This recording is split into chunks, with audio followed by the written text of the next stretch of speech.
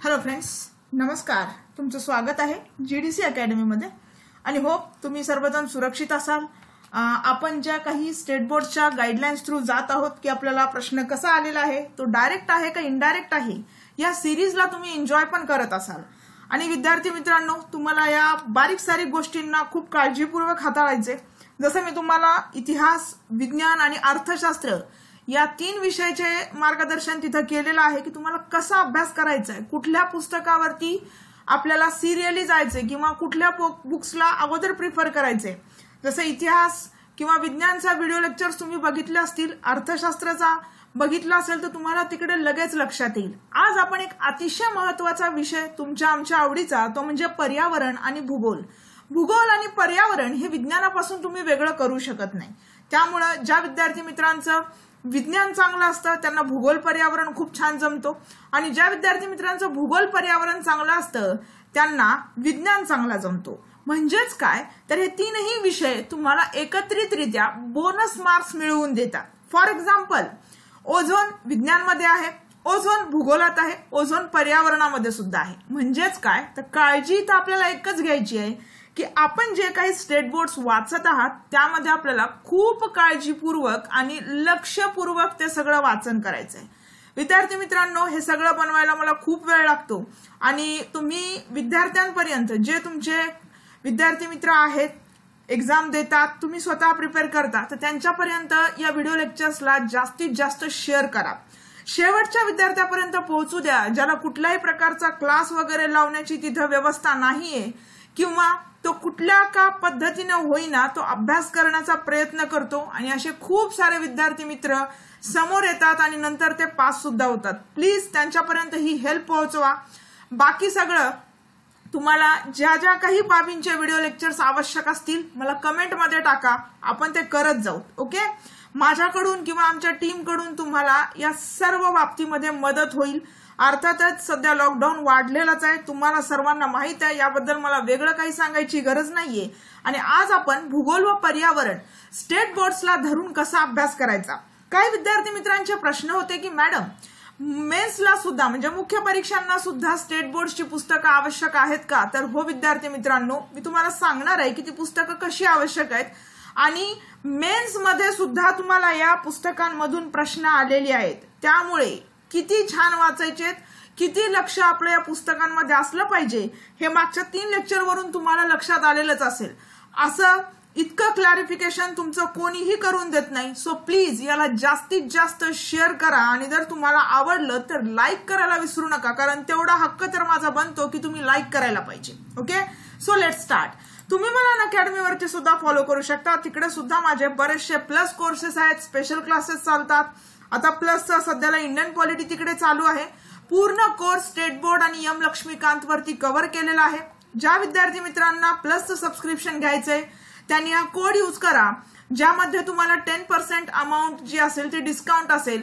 For example, जर तुम्ही special classes बघून तुमच्याकडे काही पॉइंट अर्न झालेले असतील तर तुम्ही ते रिडीम सुद्धा करू शकता. म्हणजे इतकी सुद्धा सवलत आहे. तुम्ही या बघा आणि आलेल्या पॉइंट्सला रिडीम करा आणि तिथून तुम्ही कोर्स पण खरेदी करू शकता. ओके, सो तुम्ही हे प्लसचं सबस्क्रिप्शन घेऊ शकता.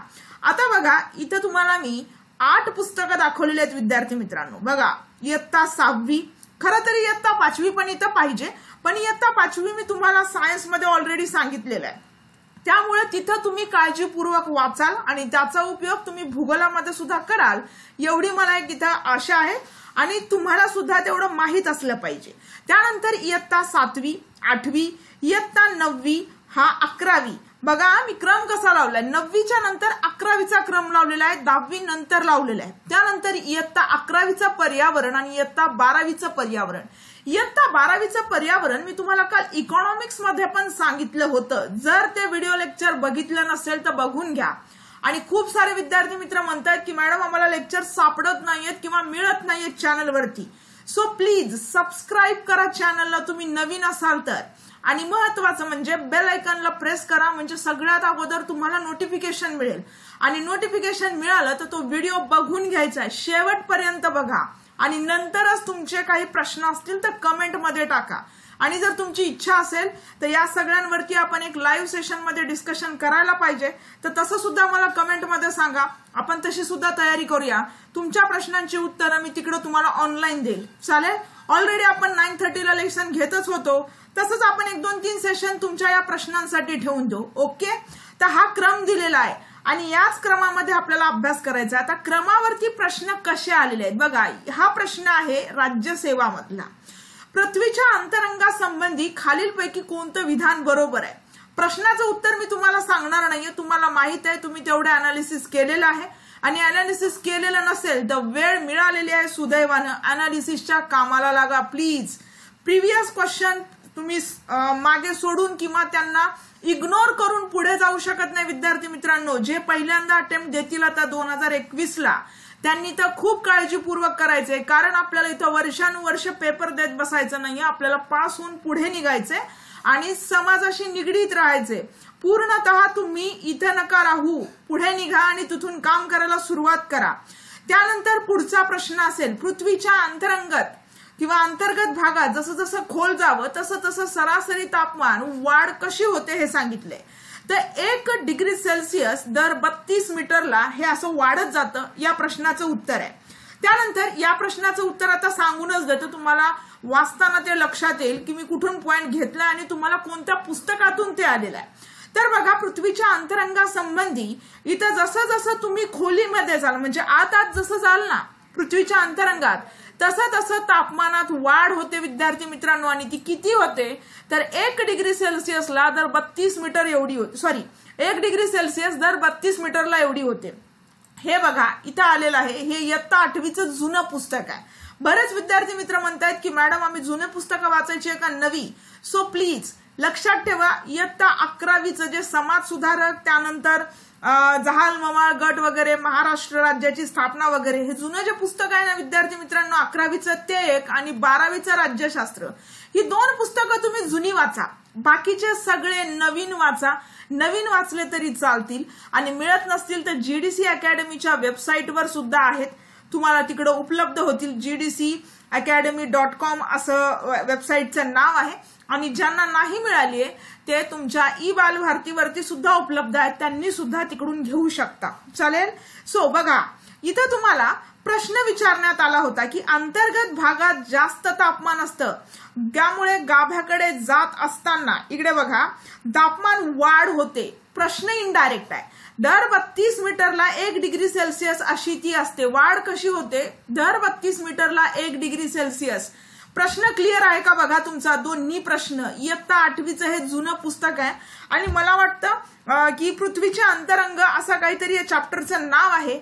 आणि नवीन पुस्तकामध्ये सुद्धा तुम्हाला यावरती प्रश्न आहेत, जे की हे पुस्तक आहे यामध्ये सुद्धा तुम्हाला प्रश्न तिथं सांगण्यात आलेला आहे किंवा ह्याबद्दल तिथं प्रश्न आलेला आहे. ठीक आहे. त्यानंतर पुढचा प्रश्न, पृथ्वीचा अंतर्गाभा हा निकेल आणि लोह यांच्यापासून बनतो म्हणून त्याला निफे म्हटलं जातं. ब विधान, पृथ्वीचे कवच हे सिलिका, अॅल्युमिनियम आणि मॅग्नेशियम यांच्यापासून बनलेलं आहे. तर इथं उत्तर तुम्हाला माहित आहे चांगल्या प्रकारे. माझा उद्देश इथं हा आहे की तुम्हाला प्रश्न डायरेक्ट आलाय का इनडायरेक्ट आलाय आणि त्याबद्दल तुम्हाला या चॅप्टर मध्ये माहिती दिलेली आहे. पृथ्वीचे अंतरंग इयत्ता 8वीचं हे पुस्तक आहे आणि इथं तुम्हाला हे लक्षात दिसेल की नेहमी लक्षात ठेवा, माहित आहे का तुम्हाला, हे तुम्हाला मी नेहमी सांगत असते. तसंच हा जो काही दिलेला आहे ना विलगता किंवा ज्याला आपण व्हिसिनिटी म्हणतो, या व्हिसिनिटी वरती मुख्य परीक्षेला प्रश्न येऊन गेलेला आहे. तर ज्या विद्यार्थी मित्रांचे प्रश्न असे होते की मॅडम मुख्यला सुद्धा ही पुस्तकं महत्वाची आहेत का, तर ऑफकोर्स मुख्यला सुद्धा ही पुस्तकं महत्वाची आहेत. हे घ्या, मेन्सला आलेले क्वेश्चन, जंतर मंतर वरती प्रश्न विचारले होते. 2013च्या इतिहासमध्ये प्रश्न होता हा की जंतर मंतर कोणी तयार केले होते. तर इथं तुम्हाला हे उत्तर होतं तिथं राजस्थानमधील जयपूरचे महाराजा सवाई जयसिंग द्वितीय. आठवतात का बघा. आणि ज्या विद्यार्थी मित्रांना आठवलंय त्यांनी मला एकदा कमेंटमध्ये यस म्हणा की मॅडम हो, हा 2013च्या मुख्यला प्रश्न होता आणि इथून हे इयत्ता 8वीच्या भूगोलामध्ये आहे, जे तुम्हाला पुस्तक मी कव्हर इथं दाखवत आहे. मग आता तुम्हीच ठरवा की तुम्ही किती छान प्रकारे करणार आहात. सरळ सरळ तुम्ही एखादं पुस्तक मार्केटमधून आणता आणि ते वाचत बसता, त्याला काहीच अर्थ नसतो मित्रांनो. जोपर्यंत तुमचे बेसिक ज्या ज्या लेवलवरती क्लिअर व्हायला पाहिजे जे क्लिअर होत नाही तोपर्यंत ते मिनिंगलेस आहेत. सरळ सरळ स्थानिक वेळ आणि प्रमाण वेळ, पृथ्वीचे अंतरंग, आर्द्रता आणि ढग, सागर तळाची रचना.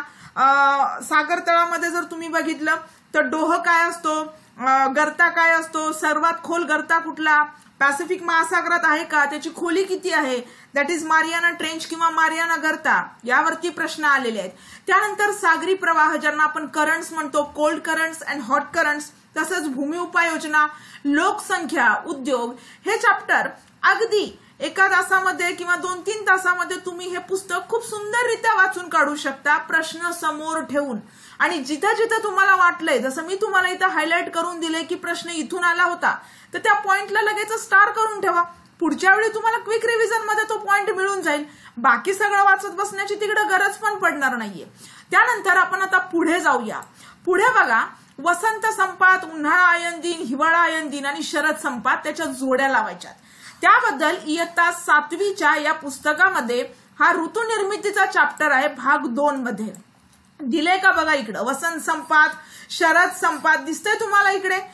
दिसत नसेल तर इकडे बघा, मी तुम्हाला इथं थोडंसं पृथ्वीवरती रात्र दिनमान कसं होतं, काय होतं इथं दाखवलेलं बघा, हायलाइट करून दिसतं का.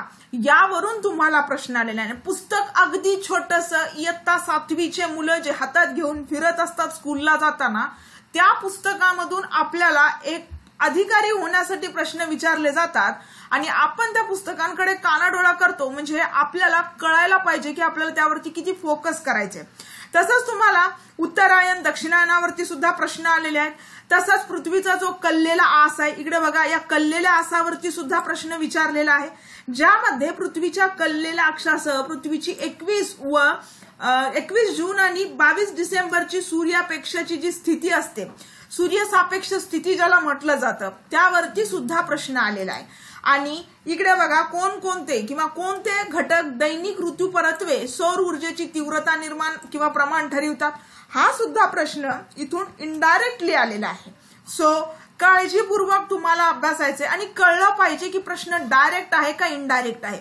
जसं तुम्हाला मी प्रश्न इथं दाखवला होता की 1 डिग्री सेल्सिअस 32 मीटरला वाढत जातं, तसे इथले काही प्रश्न इनडायरेक्ट आहेत. आणि इनडायरेक्ट आहे का डायरेक्ट आहे हे जर आपल्याला कळलं तर अर्थातच आपण या सर्व गोष्टींना खूप चांगल्या प्रकारे आणि सिरियसली करू आणि येत्या पेपरमध्ये पास सुद्धा होऊन जाऊ. बरोबर आहे ना. तुमची सगळ्यांची इच्छा असेल ना पास व्हायची लवकरात लवकर, बरोबर का. तर पास व्हायचं असेल तर विद्यार्थी मित्रांनो एवढं सगळं करावंच लागेल आणि त्यासाठी कुठलंही शॉर्टकट नाहीये किंवा ट्रिक्स नाहीयेत. ट्रिक्स वरती कुणाचाही विश्वास असू नये. ट्रिक्स काही थोड्या वेळापुरत्या लक्षात राहतात, पण पूर्णतः खोल जे आपण म्हणूया की डीप मध्ये जो स्टडी असतो तो खूप चांगला असतो, नेहमीसाठी तो तुमच्या सोबत असतो. तर इयत्ता 6वीच्या पुस्तकामध्ये तुम्हाला काय काय वाचायचंय बघा. हे इयत्ता 6वीचं पुस्तक आहे. इयत्ता 6वीच्या पुस्तकामध्ये 7वीच्या पुस्तकामध्ये सुद्धा तुम्हाला काही बाबी वाचायच्या, जसं की ऋतूची निर्मिती, सूर्य चंद्र पृथ्वी, हवेचा दाब कशामध्ये मोजतात, यावरती सायन्स मधून प्रश्न येऊन गेलेला आहे. वारे, कोणकोणत्या प्रकारचे वारे आहेत, नैसर्गिक प्रदेश अभ्यासा, सॅव्हाना प्रदेश आहे, टुंड्रा प्रदेश आहे, वेगवेगळ्या प्रदेशांवरती तिथं असलेल्या जमाती, तिथं असलेले प्राणी, त्यानंतर तिथं असलेल्या वनस्पती, यावरती सुद्धा प्रश्न येऊन गेलेले आहेत राज्यसेवेला. चालेल. त्यानंतर मृदेचे प्रकार, ऋतुनिर्मिती भाग 2, कृषी आणि मानवी वस्ती. अगदी छोटे छोटे टॉपिक्स आहेत. 52 ते 62 10 पेजचे हे असतील. त्यामध्ये बरंचसं तुम्हाला स्पष्टीकरणच दिसेल. तर राज्यसेवेला आणि कंबाईनला सुद्धा तुम्हाला प्राकृतिक भूगोलावरती खूप जास्त प्रश्न आहेत विद्यार्थी मित्रांनो, हे लक्षात ठेवा. त्यानंतर पुढे जाऊया. पुढे जर बघितलं तुम्ही तर तुम्हाला आताच दाखवला हा प्रश्न. त्यानंतर इयत्ता 6वी मध्ये काय काय वाचायचंय, तर पृथ्वी आणि वृत्त, ज्यावरून आपलं टाइम वगैरे समजतो, वार रेषा काय आहे. त्यानंतर पुढे पृथ्वी जर पाहाल तुम्ही तर वृत्ताची वापरूयात, कशी वापरली जातात, हवा, हवामान, तापमान, महासागराचं महत्व, खडक आणि खडकांचे प्रकार, कोणत्या भागामध्ये कोणता प्रकार किंवा कोणत्या प्रकारचा खडक आढळतो, नैसर्गिक संसाधनं, ऊर्जा साधने, मानवाचे व्यवसाय अगदी छोटे छोटे टॉपिक्स आहेत. एकामागे एक जर सिरियली तुम्ही वाचत गेला तर तुमच्या पण लक्षात येत जाईल की आपल्याला प्रश्न कसा आला होता आणि कुठून आला होता. आता या पुस्तकामध्ये किंवा इयत्ता 7वीच्या पुस्तकामध्ये वाऱ्यांबद्दल एक चॅप्टर आहे. इथंच तुम्हाला दाखवला मी. हा वारे चॅप्टर आहे, इयत्ता 7वीचं पुस्तक. हे बघा, बोरा वारे डॅश प्रदेशात वाहतात, असाच प्रश्न आहे, सिंगल लाईन. आणि हा चार्ट दिलेला आहे तिकडं. लू, सिमुम, चिनूक, मिस्ट्रल, बोरा, पाम्पेरो आणि फॉर्म दिसतं का बघा. पहिला हा प्रश्न. त्यानंतर अजून एक प्रश्न आलेला आहे की वाफेचं रूपांतर बर्फात होण्याच्या क्रियेला काय म्हटलं जातं, किंवा अजून अगदी सोपे सोपे क्षारता कशी असते किंवा क्षारतेचा क्रम लावायचा आहे. तर यावरती विद्यार्थी मित्रांनो प्रश्न येऊन गेलेले आहेत. त्यानंतर काही नॅचरल कलॅमिटीज येतात, उदाहरणार्थ ढगफुटी आहे किंवा मग पूर आहे, लेह लडाख सारखे जे काय आपण म्हणूया की दरड कोसळणे वगैरे ज्याला म्हटलं जातं, किंवा पुण्याची माळींची दुर्घटना असू देत, यावरती सुद्धा आपल्याला प्रश्न येऊन गेलेले आहेत. आणि हे प्रश्न तुम्हाला विज्ञानामध्ये सुद्धा आपत्ती म्हणून एक चॅप्टर्स आहेत, आठवत असतील तुम्हाला, इयत्ता 7वी, 8वी, 9वीच्या पुस्तकांमध्ये सुद्धा आहे. त्यानंतर तुम्हाला हे चॅप्टर्स हे पर्यावरणाचं जे पुस्तक आहे त्यामध्ये सुद्धा दिलेलं आहे बघा, इयत्ता 11वीचं पर्यावरण. आणि अशा प्रकारे जर तुम्ही हा स्टडी ठेवाल किंवा अशा प्रकारे जर तुमचा स्टडी असेल तर अर्थातच 15 ते 18 प्रश्न भूगोलाचे ऑन एन ॲव्हरेज धरू आपण. त्यानंतर 5 ते 6 प्रश्न तुम्हाला इथं पर्यावरणावरती येतात. म्हणजेच आपण एक 24 प्रश्न धरूया इथून, ज्या आपल्याला भूगोल आणि पर्यावरण कव्हर करून देतं. आणि ज्यामध्ये तुम्हाला सरळ सरळ दिलेलं आहे की आपत्ती व्यवस्थापन या पुस्तकामध्ये किंवा या बुकमध्ये 9वा चॅप्टर आहे. कुठं काय झालं होतं याच्या डेट दिलेल्या आहेत, काय कसं झालं होतं, कोणत्या वर्षी झालं होतं, देश कुठला आहे, देशातलं पर्टिक्युलर ठिकाण कुठलं असेल. उदाहरणार्थ चक्रीवादळ आहे, ओडिसामध्ये आलं होतं 1999ला. आता अम्फान आलेला आहे ओडिसा, त्यानंतर पश्चिम बंगाल, इथं खूप धुमाकूळ घातला. तर असे प्रश्न आपल्याला विचारलेले आहेत आणि चालू घडामोडीसहित आपल्याला या बाबींवरती थोडासा फोकस करायचा आहे. त्यानंतरचा हा प्रश्न, खालीलपैकी कोणत्या पर्वतरांगा जगातील एक प्रमुख जैवविविधतेचं संवेदन क्षेत्र, ज्याला आपण हॉटस्पॉट म्हणू. हॉटस्पॉट म्हणजे काय असणं चांगली बाब नसते बरं. हॉटस्पॉट म्हणजे तेथील जैवविविधता धोक्यात आहे. आणि असलं कुठलं ठिकाण आहे तर पर्यावरणाचं पुस्तक आहे इयत्ता 11वीचं नवीन. बघा, जुनं नवीन कुठलं असू द्या. हे बघा, अतिसंवेदनशील क्षेत्राबद्दल दिलंय, पश्चिम घाट आणि पूर्व हिमालय. इथं आपल्याला माहित असेल की पश्चिम घाट, पूर्व घाट, हिमालय आणि अरवली असं दिलंय. या प्रश्नाचं उत्तर पश्चिम घाट असेल, पूर्व हिमालय नाहीये इथं. त्यामुळे इथं तुम्हाला काळजी घ्यायची. आणि प्रश्न इथलचा डायरेक्ट पण होता आणि इनडायरेक्ट पण होता. तसंच तुम्हाला माहित आहे का मध्ये 17 जैवविविधतेचे स्पॉट्स आहेत. मेक्सिको आहे, त्यामध्ये आपला देश सुद्धा आहे, हे सुद्धा लक्षात असू द्या. चालेल, हा 9 नंबरचा आपला देश असेल. आणि माहित आहे का तुम्हाला मध्ये पश्चिम घाटाबद्दल माहिती दिलेली आहे की तो किती लांबीचा आहे, कोणकोणत्या राज्यातून जातो, तर कोणकोणत्या राज्यातून जातो यावरती UPSC प्री 2017 मध्ये प्रश्न येऊन गेला विद्यार्थी मित्रांनो. बरेचसे विद्यार्थी मित्र इकडे राज्यसेवेसोबत UPSC पण करतात, त्यांच्यासाठी सुद्धा ही पुस्तकं खूप महत्वाची असतील. आणि जे विद्यार्थी मित्र राज्यसेवेची तयारी करत आहेत त्यांनी अगोदर इयत्ता 9वीचं पुस्तक वाचायचे प्राकृतिक भूगोलासाठी, ज्यामध्ये तुम्हाला पृथ्वीच्या अंतर्गत ज्या काही प्रोसेसेस होतात, बहिर्गत म्हणजे बाह्य प्रोसेसेस ज्या होतात. आता अंतर्गत जर म्हणाल तुम्ही तर भूकंप, ज्वालामुखी वगैरे ह्यामध्ये येतं. आणि बहिर्गत मध्ये वाऱ्याचं खनन कार्य, समुद्री लाटांचं खनन कार्य, वाऱ्यांच्या खनन कार्याने वगैरे झीज होतं, भूछत्र, खडक वगैरे. तर यावरती प्रश्न आलेले आहेत. मग आपल्याला हे जर समजलं असेल तर आता तुम्ही चांगल्या पद्धतीने अभ्यासाला लागू शकता. त्यानंतर ओझोन, तुम्हाला हा असा एक टॉपिक आहे की जो सायन्समध्ये पण आढळेल, तुम्हाला हा भूगोल म्हणजेच जिओग्राफीमध्ये सुद्धा आढळेल, आणि हा तुम्हाला एन्व्हायरमेंट म्हणजे पर्यावरणामध्ये सुद्धा आढळेल. आणि आता जसं काही दिवसांपासून लॉकडाऊन आहे, पृथ्वीवरती बरेच देश सगळे स्तब्ध झालेले आहेत कोविड-19 मुळे. आता हा जो काही छिद्र आहे तो आता त्याच्या पूर्ववत पदावर आलेला आहे, हे लक्षात ठेवा. त्यामुळे प्रश्न यावर्षी सुद्धा हमखास आपल्याला राज्यसेवेला कंबाईनला येऊ शकतो, हे आपल्याला लक्षात ठेवायचंय. त्यानंतर संयुक्त राष्ट्राच्या महासभेने खालीलपैकी कोणता दिवस जागतिक ओझोन दिवस म्हणून निवडलाय. आता या प्रश्नाचं उत्तर तर इयत्ता 6वीच्या विज्ञानाचं पहिलं चॅप्टर पासून आहे विद्यार्थी मित्रांनो. आणि एवढी काळजी घ्यायची आहे, प्रत्येक वर्षी आपल्याला ओझोनसाठी एक प्रश्न हमखास असतो. जसं इतिहासामध्ये डलहौसी असू देत किंवा मग 1857चा उठाव असू देत, तसं इथं ओझोन हे आयोगाचे अतिशय महत्वाचा टॉपिक आहे, हे लक्षात असू द्या तुमच्या. ओझोन थराचा ऱ्हास होतो तर CFC दॅट इज क्लोरोफ्लोरोकार्बन्समुळे हा होतो. आणि सरळ सरळ तुम्हाला इयत्ता 11वीच्या पुस्तकात आहे, इयत्ता 5वीच्या पुस्तकात आहे, इयत्ता 6वीच्या पुस्तकात आहे. आणि इथं तुम्हाला मी काही माहित आहे का तुम्हालाच्या 2 कात्रणं पण दिलेले आहेत, ज्यावरती सुद्धा प्रश्न येऊन गेलेले आहेत या पुस्तकातून. चालेल. तसंच पॅरिस करार जो झाला होता 2015 मध्ये COP15 मध्ये, त्यामध्ये ही मिनिमम मर्यादा आणि ही असेल मॅक्झिमम मर्यादा, जी की 1.5 डिग्री सेल्सिअस पर्यंत तापमान इथं कमी करायचे आणि जास्तीत जास्त 2 डिग्री सेल्सिअस पर्यंत. सो प्लीज विद्यार्थी मित्रांनो, इथं ओझोन वायूचं संरक्षण करण्याबाबत जो प्रोटोकॉल करण्यात आला होता किंवा करार करण्यात आला होता तो आहे मॉन्ट्रियल आणि 1987 साली. तसंच रिओ परिषदेवरती 2018च्या पेपरमध्ये तुम्हाला 2 प्रश्न असतील राज्यसेवेमध्ये. आता तुम्हीच ठरवा, मी इथं पुढे जास्त बोलणं महत्वाचं आहे का तुमच्या सगळं हे लक्षात येते. त्यानंतर पर्यावरणाचं इयत्ता 11वीचं पुस्तक, प्रश्न होता की सर्वात जास्त पृथ्वीवरील सर्वात जास्त प्रजात कोणती आहे, कीटक. दिसतं का बघा इकडे, सिंगल लाईन प्रश्न आहे, बरोबर का. किती जणांना माहित होता हा प्रश्न? अगदी सोपा होता आणि प्रश्न डायरेक्टली इथून आहे, हे तुम्ही लक्षात घ्या. यावरती आपण किती काळजीपूर्वक काम करणार आहोत आता हे तुम्ही तुमचं ठरवायचंय.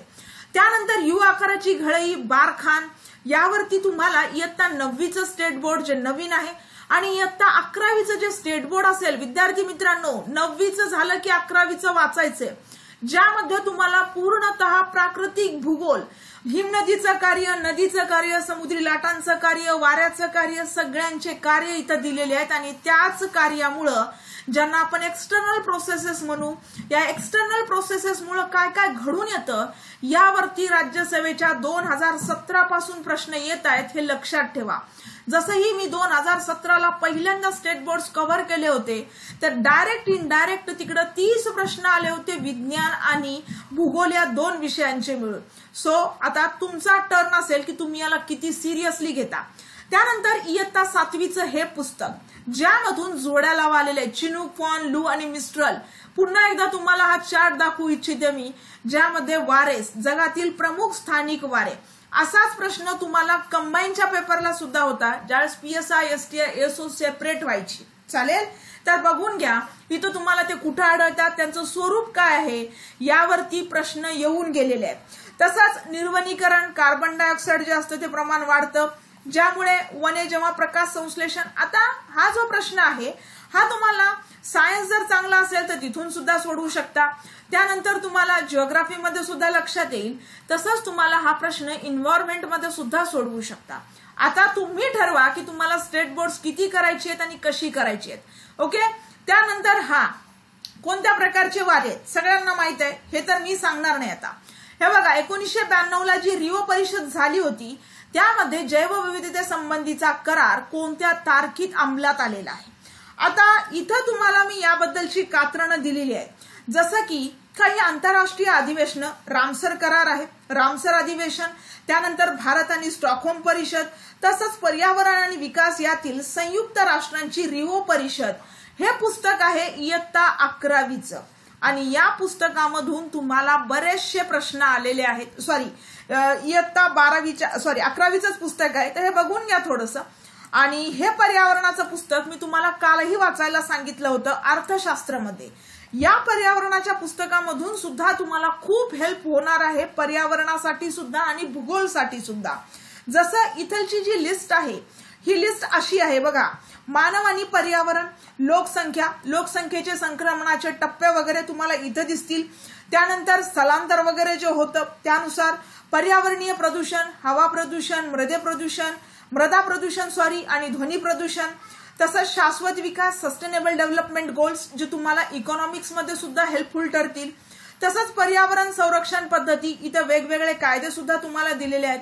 जलसुरक्षा, आमिर खान यांचं जे काही जलयुक्त शिवार वगैरे, त्यानंतर पाणी फाउंडेशन याबद्दल सुद्धा इथं दिलेलं आहे. सो हे पुस्तक सुद्धा तुम्हाला काळजीपूर्वक वाचायचे. त्यानंतर मानवी शरीरामध्ये पाऱ्याच्या संचयनामुळे डॅश हा आजार होतो, मीना माता होतो. पण मीना माता आजार कुठून सुरू झाला, कसा सुरू झाला ते तुम्हाला हे या पुस्तकाच्या या कात्रणामध्ये दिलेलं आहे. चालेल, तर बघा आता कशी सुरुवात करायची आहे आणि कशी कुठपर्यंत आपल्याला जायचंय. त्यानंतर पृथ्वी 24 तासांमध्ये 360 रेखांशात फिरते. प्रत्येक रेखावृत्त ओलांडण्यास पृथ्वीला 4 मिनिटांचा कालावधी लागतो. हे पुस्तकातील प्रश्न तुम्हाला डायरेक्ट विचारलेला आहे. तसंच हे असेल इयत्ता 9वीच्या पुस्तकामधला, ज्यामध्ये तुम्ही बघू शकता संमिश्र शंकू वगैरे यावरती प्रश्न आलेला आहे. चालेल, तर अतिशय सोपे प्रश्न आहेत. आणि 9वीचं जे पुस्तक मी तुम्हाला वाचा म्हणत आहे ते असेल हे पुस्तक, जे अगोदर वाचायचे इयत्ता 9वी आणि त्यानंतर वाचायचे इयत्ता 11वीचं नवीन स्टेट बोर्ड. चालेल, तर याबद्दल खूप महत्वाचं आहे, जे राज्यसेवेसाठी तुम्हाला हेल्पफुल ठरेल. कुठं कसा पाऊस पडतो, आरोह म्हणजेच अभिसरण पाऊस काय असतो, तर इथून सरळ सरळ प्रश्न आला होता 2018च्या राज्यसेवेला की विषुववृत्तावरती जो पाऊस पडतो विजेच्या गडगडाटांसह कडकडाटांसह जे काय असेल ते, तर इथं दुपारनंतर पाऊस पडतो. तर हे सरळ सरळ या पुस्तकामध्ये एक वृष्टी नावाचा चॅप्टर आहे, जो तुम्हाला मी इथं सुद्धा दाखवू शकते. हे बघा, हा असेल आरोह पाऊस. कुठं पडतो, महाराष्ट्राचं सुद्धा ठिकाण दिलेलं आहे इथं. जो काही पडतो इथं थोडंसं तुम्ही बघा, या पेज नंबर वरती जाऊन तुम्हाला तिथं दिसेल की महाराष्ट्राचा कोणता भाग आरोह प्रकारच्या पावसामध्ये येतो, कोणता भाग पर्जन्य छायेच्या भागात येतो. तर यावरती सुद्धा तुम्हाला कंबाईन सारख्या एक्झाम मध्ये सुद्धा प्रश्न आलेले आहेत. जे विद्यार्थी मित्र राज्यसेवा आणि कंबाईन एकत्रित करतात त्यांनी थोडंसं इथं फोकस असायचे. चालेल, त्यानंतर पुढे बघा, द्रवीकरण भस्मीकरण हे सुद्धा तुम्हाला या इयत्ता 9वीच्या बाह्य प्रक्रिया भाग 1 मधून आलेला आहे. याला आपण विदारण म्हणत असतो, याला आपण खंडविखंडन म्हणतो. जे काही कीटक मुंग्या वगैरे करतात ते हे यामध्ये जैविक असतं विदारण, तर हे सुद्धा लक्षात असू द्या. त्यानंतर हे असेल रासायनिक विदारण, तसंच हे आहे भस्मीकरण. तर या बाबी तुम्हाला या इयत्ता 9वीच्या पुस्तकामध्ये आणि त्यानंतर इयत्ता 11वीच्या पुस्तकामध्ये मिळतील विद्यार्थी मित्रांनो, ज्याला आपल्याला खूप चांगलं करायचंय MPSC पूर्व परीक्षेसाठी सुद्धा आणि मेन्स साठी सुद्धा. चालेल, यस. त्यानंतर पुढे जाऊया. पुढे तुम्हाला यातलं काय काय वाचायचं या पुस्तकाच्या इंडेक्स मधलं. इथं अंतर्गत हालचाली, बाह्य प्रक्रिया 1, बाह्य प्रक्रिया 2, वृष्टी, ज्यावरती मी सांगितले तुम्हाला की आपल्या विषुववृत्तावरती प्रश्न आला होता, सागर जलाचे गुणधर्म, आंतरराष्ट्रीय वाररेषा, अर्थशास्त्रीय परिचय. इथून तुमचा थोडासा अर्थशास्त्राचा भाग आहे. सो तुम्ही इंटरेस्टेड असाल तर पुढे जाऊन वाचा, ते तुम्हाला अर्थशास्त्रामध्ये हेल्पफुल ठरेल. ओके, बाकी आपला भूगोलाचा भाग इथपर्यंत आहे, आंतरराष्ट्रीय वाररेषेपर्यंत. त्यानंतर इयत्ता 11वीच्या या पुस्तकामध्ये सुद्धा तुम्हाला भस्मीकरण वगैरे तिथं मिळेल, जे तुम्हाला मी सुरुवातीला सांगितले. चालेल, त्यानंतर हे असतील काही प्रश्न कशाचे, एन्व्हायरमेंटचे, जे तुम्हाला सरळ सरळ इयत्ता 11वीच्या पुस्तकात सुद्धा मिळतील पर्यावरणाच्या.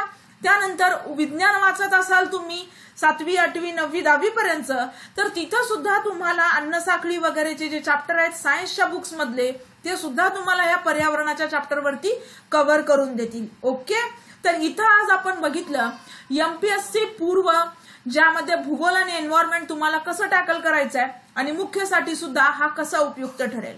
सो लेक्चर आवडलं तर नक्कीच लाईक करा आणि पुढचे लेक्चर जे असतील करायचे असतील तर मला कमेंट बॉक्समध्ये सांगा, आपण त्या पद्धतीनं करू.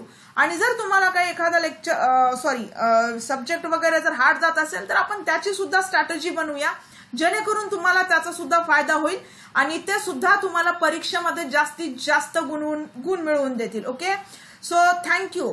आणि एकच काम करा, इकडे जास्तीत जास्त विद्यार्थ्यांपर्यंत ही जी व्हिडिओ लेक्चर्स आहेत ती पोहोचवा. या अगोदर इतिहास, सायन्स आणि इकॉनॉमिक्सचे लेक्चर जे आहेत चॅनलवरती उपलब्ध आहेत. चॅनलला सबस्क्राईब केलं नसेल तर सबस्क्राईब करा आणि बेल आयकॉनला प्रेस करा, म्हणजे तुम्हाला नोटिफिकेशन मिळत जातील. थोडासा वेळ काढा आणि ही लेक्चर्स बघा, तुमचा अभ्यास प्रॉपर होतोय का हे यामधून तुम्हाला लक्षात येईल. ओके, नाहीतर अभ्यास तर सगळेच करतात, अभ्यास करून उपयोग नाही, आपल्याला सक्सेसफुल व्हायचंय अभ्यास करून. Okay, so thanks for watching. भेटूया आपण आपल्या पुढच्या लेक्चरमध्ये. धन्यवाद.